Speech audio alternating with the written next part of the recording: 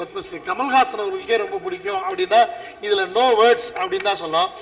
எந்த ஒரு பயங்கரமான டைலாக்கா இருந்தாலும் சரி, எவ்வளவு பெரிய எமோஷனா இருந்தாலும் சரி, நாட்டாமையே தீர்ப்பை மாத்த வைக்கிறது காரணமா இருக்காங்க. ஸோ கமல்ஹாசன் அவர்களை பத்தில அவங்க 2 பேரும் கல்யாணம் முடிஞ்சு உள்ள போறப்பையும் ஹெல்ப்பா இருந்திருக்காரு. இது மாதிரி பல கேரக்டர்ஸா இருக்கட்டும். இந்த கேரக்டர் வந்து எல்லா விதமான எமோஷன்ஸையும் சின்ன வயசுலயே கொடுக்கும். அஞ்சலி பாப்பா சொல்லுவாங்க சின்ன வயசுல எவ்வளவு சூப்பரா நடிச்சிருக்குன்னு. அதுக்கப்புறம் வந்து இந்த கேரக்டர் வந்து ரொம்ப அழகா சொல்லியிருக்காங்க.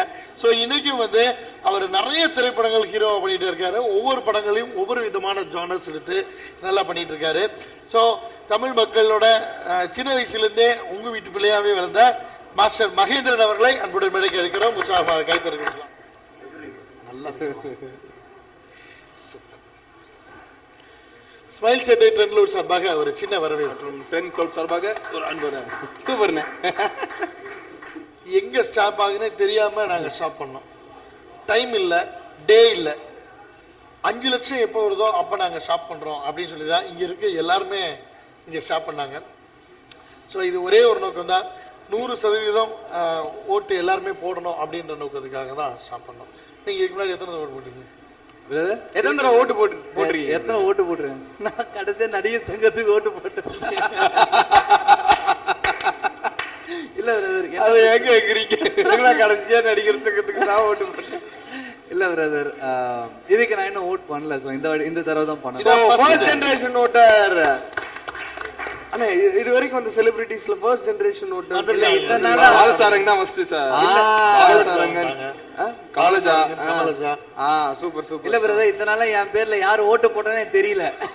இந்த வாட்டி நான் நேரா போய் போடுவேன். இந்த தடவை நானே தான் போடுவேன். அத கேக்குறாங்களாமே, இப்போ நீங்க போறதுக்கு முன்னாடியே மகேந்திரன் பேருக்கு யாராவது ஓட்டு போடுறீங்களா அப்படின்னா ஐயோ நானே வந்து போடுறேங்கிற மாதிரி. ரொம்ப சந்தோஷம் இங்க வந்து எங்களுக்காக நேர்ல வந்து சப்போர்ட் பண்ணதுக்கு. புதுசா வந்து ஓட்டு போட போறீங்க. அந்த கேண்டிடேட்டை வந்து நீங்க எப்படி செலக்ட் பண்ண போறீங்க? அவங்களுக்கு என்னெல்லாம் தகுதி இருக்கான்னு பார்த்துட்டு நீங்க செலக்ட் பண்ண போறீங்க. பிரதர், இன்னுமே வந்து எனக்கு ஒரு கன்ஃபியூஷன் எனக்குள்ள இருந்துகிட்டே தான் இருக்கு. ஸோ இப்போ ஃபார் எக்ஸாம்பிள் நம்ம இந்த கட்சி அந்த கட்சி நான் பேர் சொல்ல விரும்பல. பேரே சொல்ல. வெரி ரீசெண்டாக நான் ஃப்ளைட்டில் ஒரு வாட்டி ட்ராவல் பண்ணேன். லைக் மதுரையிலேருந்து சென்னைக்கு வரும்போது இப்போ இருக்கிற ஒரு லீடிங்காக இருக்கிற ஒரு பொலிட்டீஷியன்ஸை தான் மீட் பண்ணேன். மீட் பண்ணி அவங்ககிட்ட பேசும்போது நிறைய விஷயங்கள் நான் கேட்டேன். அவங்களும் நிறைய விஷயங்கள் ரொம்ப பாசிட்டிவாக சொன்னாங்க. நான் இது பண்ண போகிறேன், அது பண்ண போகிறேன். ஸோ என்கிட்ட சொல்ல வேண்டிய அவசியமே அவங்களுக்கு இல்லை. அவங்க அவ்வளோ எக்ஸ்பீரியன்ஸான ஒரு பர்சன். என்கிட்ட சொன்னாங்க, நான் அது பண்ண போகிறேன் தம்பி, இது பண்ண போகிறேன் தம்பி, எல்லாமே சொன்னாங்க. எல்லாமே சொல்லும்போது கேட்குறதுக்கு ரொம்ப நல்லா இருக்கு. ஆனால் எத்தனை பேர் என்ன பண்ண போகிறாங்கன்னு சுத்தமாக தெரியல. இனிமேல் எனக்குள்ள ஒரு கன்ஃபியூஷன் இருந்துகிட்டே இருக்கு. நான் இவங்களுக்கு போடணுமா, அவங்களுக்கு போடணுமா, இல்லை நான் யாருக்குமே இன்ட்ரெஸ்டடாக இல்லைன்னு சொல்லிட்டு அதாவது ஓட் பண்ணணுமா. ஸோ பயங்கர கன்ஃபியூஷனாக இருக்குது. ஒரே ஒரு விஷயம் தான் பிரதர், யார் ஆட்சிக்கு வந்தாலும் கரப்ஷன்ன்ற ஒரு விஷயம் இல்லை அப்படின்னா எந்த ஆட்சியா தான் நல்லா தான் இருக்கும்.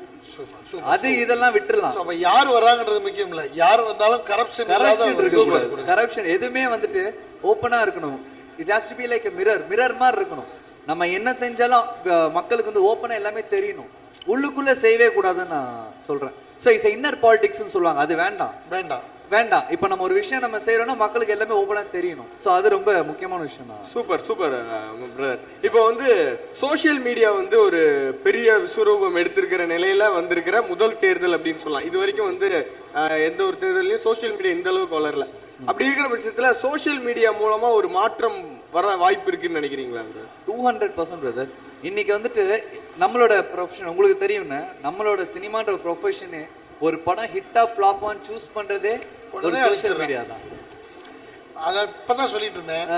படம் பார்க்கலாம்னு போறவங்கள கூட அந்த சோஷியல் மீடியா வந்து ஸ்டாப் பண்ணிருக்கு. Very true. அந்த அளவுக்கு இல்லையாம்ல, சரி அப்பப்போ எனக்கு வேஸ்டா போயிட்டு அப்படின்ற மாதிரி அவங்க எடுத்ததுக்கு அப்புறம் கூட திருப்பி கொடுத்து. ஸோ அதனால சோஷியல் மீடியால வந்துட்டு நம்ம நல்லதும் பேசலாம், கெட்டதும் பேசலாம், என்ன வேணா பேசலாம். ஃபாஸ்டா வைரல் ஆகும். பட் நல்லது மட்டுமே பேசுவோம், நெகட்டிவ்ன்றதே வேண்டாம். நீங்க ஒரு விஷயம் சொன்னதுல எனக்கு ரொம்ப பிடிச்சிருந்துச்சு. யார் வேணாலும் ஆட்சிக்கு வாங்க, பிரச்சனை இல்லை. நீங்களும் கண்டிப்பா ஓட்டு போட போறீங்க. ஸோ யார் அதிகமாக வாக்குப்பதிவு வாங்குறாங்களோ அவங்க வந்து அந்த பதவியில் வரப்போறாங்க. அவங்க கரப்ஷன் இல்லாதவங்களா கொடுங்க அப்படின்னு சொன்ன விஷயம் ரொம்ப ரொம்ப ரொம்ப ரொம்ப பிடிச்சிருந்துச்சு. அதே மாதிரி பிரதர், இப்போ வந்து எல்லாரும் தேர்தல் ஓட்டு போடுங்க, யாரை செலக்ட் பண்றது இதெல்லாம் பேசுறாங்களே தவிர ஓட்டு போட்டு ஜெயிச்சு ஒரு எம்எல்ஏ ஆனதுக்கு அப்புறம் அவங்க என்னென்ன பண்ண போறாங்க அப்படிங்கிற ஒரு பேச்சை யாருமே பேசுறதில்ல. மக்கள் நீங்க உங்க தொகுதியில என்ன எதிர்பார்ப்பு வச்சு நீங்க ஓட்டு போடுறீங்க? எம்எல்ஏ ஆனதுக்கு அப்புறம் அவர் என்ன பண்ணணும் அப்படிங்கிற ஒரு எதிர்பார்ப்பு உங்ககிட்ட இருக்கு? எம்எல்ஏ அந்த போஸ்டிங் இந்த போஸ்டிங்லாம் விட்டுலாம். வெரி ரீசென்ட்லி வந்துட்டு நான் ஸ்ரீலங்கான்ற ஒரு ஊருக்கு கொலம்போ போயிருக்கேன்.